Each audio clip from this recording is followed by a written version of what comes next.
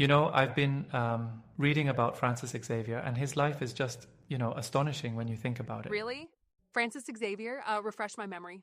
He was a co-founder of the Jesuit order Oh, and an okay. incredible missionary who traveled all over Asia. Oh, right. The Jesuits are known for their education and missions, aren't they? Exactly. And Francis Xavier was like their most legendary missionary, Got even it. going to places like Japan. That's impressive. So where did he come from? Well, he was born in 1506 in Navarre, which is modern-day Spain. Interesting. Grew up in a castle near Pamplona. A castle? That's quite a start. Yeah, from noble roots, but chose a life of service. It's Wow. fascinating. So how did he end up in missionary work? He went to the University of Paris in 1525, where he Okay. met Ignatius of Loyola. Ignatius of Loyola, they became friends. Yes, though at first Francis wasn't keen on Ignatius's ideas, but Huh. he eventually came around. What changed his mind? I guess Ignatius's profound spiritual devotion was hard to resist. Makes sense. Francis wanted something more meaningful. And that's how the Jesuits began? Exactly. In 1534, they and others took vows of poverty, chastity, and obedience, Right. forming the Society of Jesus. When did they get official recognition?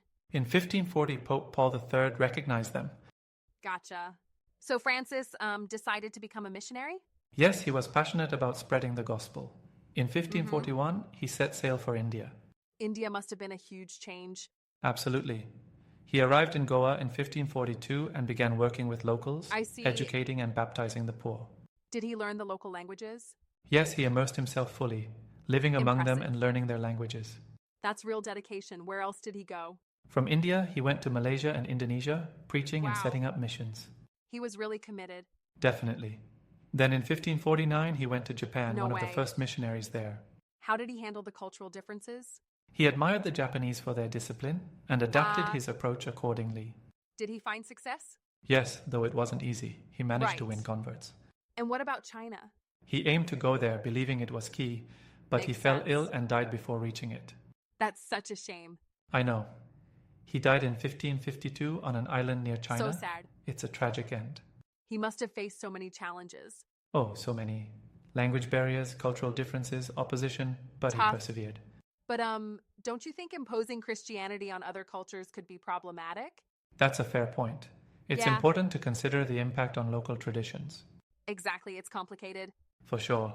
But he did try to respect local customs, which was Okay. progressive then. That's good. What's his legacy today? He's remembered for laying the foundation for Christianity in Asia and is Right. the patron saint of missionaries.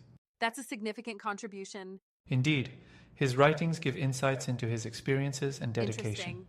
His story is inspiring. It really is. Shows what one person can achieve with unwavering faith. Absolutely. Thanks for sharing. I've learned a lot. Glad to share it.